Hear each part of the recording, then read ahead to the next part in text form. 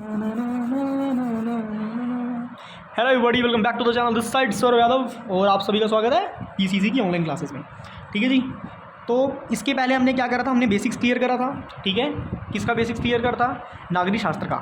Clear है सभी को? तो अब हम पढ़ेंगे, आपको पता ही क्या पढ़ेंगे। ठीक है, मोस्ट इंपॉर्टेंट क्वेश्चंस। हम क्या पढ़ रहे हैं? मोस्ट इंपॉर्टेंट क्वेश्चंस जो कि मल्टीपल टाइम्स रिपीटेड हैं गवर्नमेंट एग्जाम्स में। Multiple times repeated in government exams. Multiple times repeated, एक तो यार जगह बहुत कम पड़ जाती है। Repeated in government exams. आप किसी भी गवर्नमेंट एग्जाम्स की तैयारी कर रहे हैं, this question is very helpful for you guys. तो अच्छे से पढ़ना, ठीक है। और इसके प्रीवियस वीडियोस के ये देखो कुछ पेजेस पड़े हुए हैं, इनको पहले साइड कर देता हूँ, फिर हम शुरू करते हैं। ठीक है जी। आई होप सभी को अच्छे से दिख रहा होगा। बस just wait for 10 seconds, just 10 seconds. हाँ जी, शुरू करते हैं हम। और सबसे इम्पोर्टेंट चीज़ आपको बताने वाला हूँ कि हमेशा कंसिस्टेंट रहें, हमेशा लगातार पढ़ाई करें, किसी भी चीज़ को ऐसे ऐसे मत छोड़ें। क्लियर है सभी को? चलिए बिना किसी देरी के स्टार्ट करते हैं। तो सबसे पहले एक क्वेश्चन आप लोग सभी से पूछना चाहता हूँ कि अभी तक आपने जितनी भी वीडियोस देखी हैं, क्या आपने उन सभी के नोट्स बनाए हैं? क्या आपने नोट्स बनाए हैं? अगर नोट्स बनाए हैं तो कमेंट में बताना, अगर नहीं बनाए हैं तो भी बता देना। फिर आप सभी के लिए मैं एक सॉल्यूशन दूंगा आपको। ठीक है, जिन्होंने बना लिया बहुत बढ़िया, जिन्होंने नहीं बनाया तो भैया बना लो। ठीक है, बाकी कमेंट सेक्शन में बताना कितने बच्चों ने नोट्स बनाए हैं। क्लियर? चलिए शुरू करते हैं वीडियो को। ये मैंने हमारी लाइन और करते हैं क्वेश्चन शुरू। इसके पहले हमने नागरिक शास्त्र का सिविक्स पोर्शन का कंप्लीटली बेसिक्स क्लियर कर लिया था। अब हम पढ़ने वाले हैं। एक क्वेश्चन पूछा गया, बहुत ज़्यादा इंपॉर्टेंट क्वेश्चन है और आपको बताना चाहता हूँ ये क्वेश्चन काफ़ी बारी पूछा गया है। अभी लिख के बता दूँगा कितनी बारी रिपीटेड है। तो क्वेश्चन क्या है? भारत की जनगणना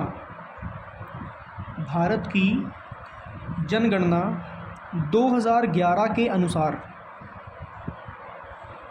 भारत की जनगणना 2011 के अनुसार किस केंद्र शासित, नीचे लिख देता हूँ, केंद्र शासित प्रदेश की साक्षरता दर सबसे कम है? ये क्वेश्चन मार्क आ गया। ठीक है जी। राइटिंग थोड़ी हिंदी की मेरी गड़बड़ है। आई होप समझ में आ रही होगी। नहीं समझ में आ रही तो भाई समझ लो। ठीक है, क्योंकि अब मेरी राइटिंग सुधर नहीं सकती है, ऐसी ही रहेगी। कॉम्प्रोमाइज़ आप सभी को करना पड़ेगा। देखो भाई, पूछा क्या गया इसमें? भारत की जनगणना 2011 के अनुसार किस केंद्र शासित प्रदेश की साक्षरता दर सबसे कम है? अरे सर, ये क्या पढ़ा दिया आपने, इतना टफ है, कुछ पल्ले घुसा ही नहीं हमारे दिमाग के अंदर। कोई बात नहीं, हम बताएंगे आपको ईजी से ईजी लैंग्वेज में। अब मेरी बात को समझो, यहाँ पर मैं कुछ चीज़ें लिखूँगा, उसको आपने समझना है। किसी भी चीज़ को करने से पहले ये क्वेश्चन 16 टाइम्स रिपीटेड है, 16 बार अलग अलग सरकारी एग्जाम्स में पूछा गया है।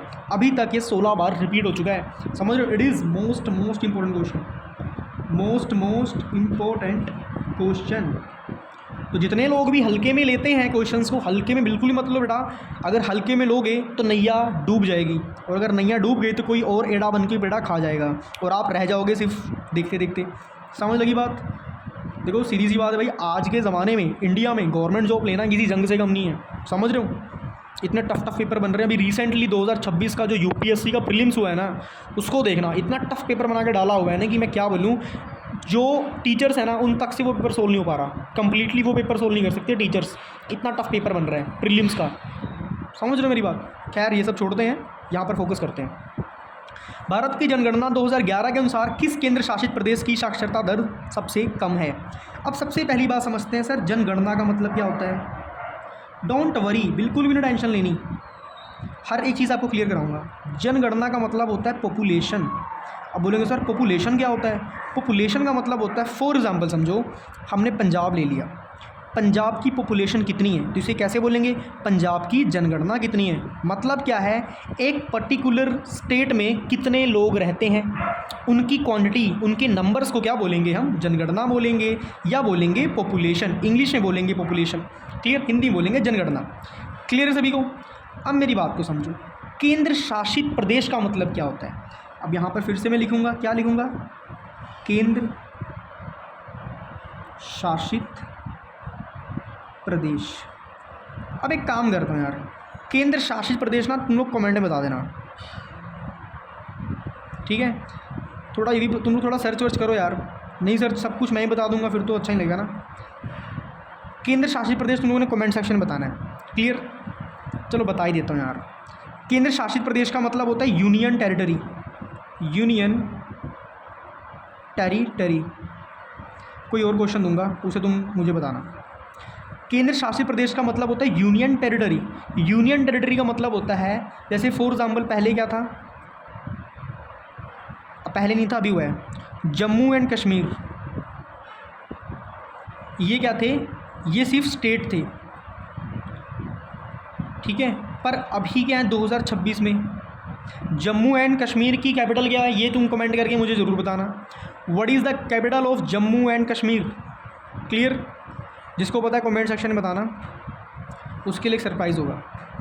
जम्मू एंड कश्मीर 2026 में कन्वर्ट हो गए यूनियन टेरिटरी में। क्लियर होगी बात? ये चीज़ पढ़ लेना, ये चीज़ भी एग्ज़ाम में पूछी गई थी 2026 एग्ज़ाम में, ठीक है। वैसे 2026 में तो ज़्यादातर पेपर लीक ही हो रहे हैं, पता नहीं क्या सिस्टम चल रहा है। एनीवेज़ ये सब बातें छोड़ के पढ़ाई पर ध्यान देते हैं, ठीक है। अब देखो केंद्र शासित प्रदेश का मतलब पता लग गया, यूनियन टेरिटरी। क्लियर है सभी को? अब समझेंगे इस चीज़ में है क्या। अब यहाँ पर हम लिखते हैं आंसर। अब मेरी बात को समझो, ये सारा का सारा क्वेश्चन ही था। अब साक्षरता का मतलब क्या होता है, यहाँ पे लिख देता हूँ, आंसर काटते हैं। साक्षरता का मतलब होता है लिटरेसी, LITERACY, लिटरेसी। लिटरेसी का मतलब पढ़े लिखे लोग कितने हैं, पढ़े लिखे लोगों की गिनती कितनी है, इसे बोलेंगे लिटरेसी रेट, यानी पढ़े लिखे लोगों की दर कितनी है, ठीक है। लगी बात समझ में? रेट को इंग्लिश में क्या बोलते हैं? दर बोलते हैं, क्लियर। अब बोलेंगे सर वो रेट का मतलब तो प्राइस होता है, भाई वो अलग चीज़ है, ठीक है। रेट का मतलब दर होता है, क्लियर है। जितने भी इंग्लिश मीडियम वाले हैं जो साथ साथ में इंग्लिश की नॉलेज लेना चाहते हैं वो यहाँ से ले सकते हैं। जनगणना का मतलब होता है पॉपुलेशन। केंद्र शासित प्रदेश का मतलब मैंने आपको बता दिया, यूनियन टेरिटरी। साक्षरता का दर क्या होता है? लिटरेसी, मतलब कि पढ़े लिखे लोगों की क्वांटिटी, पढ़े लिखे लोगों की संख्या कितनी है, पढ़े लिखे लोगों की पॉपुलेशन कितनी है। तो क्वेश्चन में क्या पूछा गया, फटाफट से क्वेश्चन के ऊपर आओ। भारत की जनगणना 2011 के अनुसार किस केंद्र शासित प्रदेश की पढ़ाई लिखाई दर सबसे कम है? सिंपल सी अगर लैंग्वेज में बोलें, 2011 की जो पॉपुलेशन हुई थी, हमें ये बताओ कि सबसे पढ़ा लिखा कौन सा केंद्र शासित प्रदेश है, यानी कि सबसे कम पढ़ी लिखी कौन सी यूनियन टेरिटरी है, इतना पूछा गया। क्लियर सभी को? देखो भाई मैं बताऊँ आपको, लगातार मैं 3 वीडियो शूट कर चुका हूँ, आधे घंटे से बोल ही जा रहा हूँ। थोड़ा सा मैं पानी पी लेता हूँ फिर आपको पढ़ाता हूँ। क्लियर?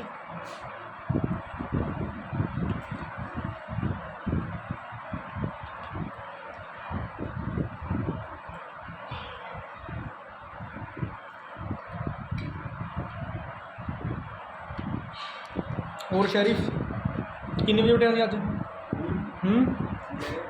12 बजे? 12 बजे?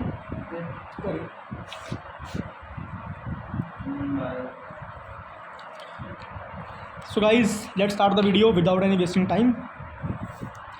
इतना आपको समझ में लग गया है, ये था क्वेश्चन समझना बहुत ज़रूरी है। अगर क्वेश्चन आपने नहीं समझा तो भैया आंसर समझने कोई मतलब बनता नहीं है, ठीक है। आपको आंसर पहले बोलते हैं आंसर, वैसे मैं आंसर बोलता हूँ, आज आंसर बोलते हैं, ANS। सो गाइस देखो इसका आंसर क्या होगा, इसका आंसर होगा दादरा एंड नगर हवेली। इसको ऐसे दादर पढ़ते हैं, दादरा एंड नगर हवेली। अच्छा इसका मतलब ना एंड होता है, वैसे ये सभी को पता ही होगा, अगर जिनको नहीं पता बता देता हूँ। ये एक सिंबल है, इसको एंड की तरह यूज़ करते हैं, ठीक है। तो दादरा एंड नगर हवेली, ठीक है, जो कि 2011 में जब इसकी पॉपुलेशन करी गई थी तो यहाँ पर सबसे ज़्यादा अनपढ़ लोग थे। अनपढ़ लोग क्या थे? ज़्यादा थे। सीधी सी बात है, अनपढ़ ज़्यादा हैं तो पढ़े लिखे क्या होंगे? कम होंगे। पढ़े लिखे लोग क्या थे? कम थे। क्लियर सभी को? आई होप सभी को अच्छे समझ में आ रहा होगा, ठीक है। अब इसको हिंदी में कैसे लिखना है वो बता देता हूँ। दादर और नगर हवेली, हाँ जी, क्लियर है सभी को? अगर आप क्लियर हो गया बहुत बढ़िया, ठीक है। किसी भी क्वेश्चन को समझना है, सबसे पहले हमें क्वेश्चंस की हर एक बारीकी को पता होना चाहिए। क्वेश्चन में हमसे एक्चुअल में पूछा क्या गया है। क्लियर सभी को? जिनकी हिंदी स्ट्रॉन्ग है बहुत बढ़िया बात है, जिनकी हिंदी इतनी स्ट्रॉन्ग नहीं है, या जो लोग जैसे पंजाबी लैंग्वेज पढ़ रहे हैं, अपनी मदर टंग लैंग्वेज पढ़ रहे हैं, जैसे फॉर एग्जांपल कई लोग यूपी से वीडियो देख रहे होंगे, बिहार से वीडियो देख रहे होंगे, या कई लोग मतलब पंजाब से वीडियो देख रहे होंगे, या छत्तीसगढ़ से वीडियो देख रहे होंगे, किसी भी स्टेट से वीडियो देख सकते हैं। तो आपको बताना चाहता हूँ कि मैं आपको हर एक चीज़ को बिल्कुल 100% क्लियरेंस के साथ पढ़ाऊँगा। आपके पास कोई भी डाउट नहीं रहेगा, कोई भी डाउट बचने का सवाल पैदा ही नहीं होता। क्लियर है सभी को? हर एक चीज़ को तसल्ली के साथ करेंगे, बहुत ही बारीकी के साथ करेंगे, और इतने अच्छे से मैं अपना बेस्ट दूंगा आपको, अपना 100% नहीं 200% दूंगा, ताकि आपको हर एक चीज़ पहली बार में समझ में आ जाए। क्लियर सभी को? तो फटाफट से चैनल को सब्सक्राइब कर लेना, अपने दोस्तों को शेयर कर देना, जो भी दोस्त आपके एग्ज़ाम की तैयारी कर रहे हैं, ठीक है। जेलसी बिल्कुल भी ना रखें, ये मत सोचें कि मैं पढ़ लूँ अगला ना पढ़े, ऐसा बिल्कुल भी नहीं सोचना। एक बात और बता देता हूँ, जो इंसान ऐसा सोचता है कि मैं पढ़ लूँ अगला ना पढ़े, मेरे को बढ़िया टीचर मिल गया है आगे नहीं भेजना, तो भाई आपको एक बात बताना चाहता हूँ, आप लाइफ में कामयाब नहीं हो पाओगे। लगी बात समझ में? हमेशा हेल्पिंग नेचर रखो। अगर आप हेल्पिंग नेचर रखोगे ना, मैं आपको पर्सनल एक्सपीरियंस से बता रहा हूँ, अगर आप हेल्पिंग नेचर रखोगे तो भगवान आपको आपकी लिमिट से ज़्यादा देगा।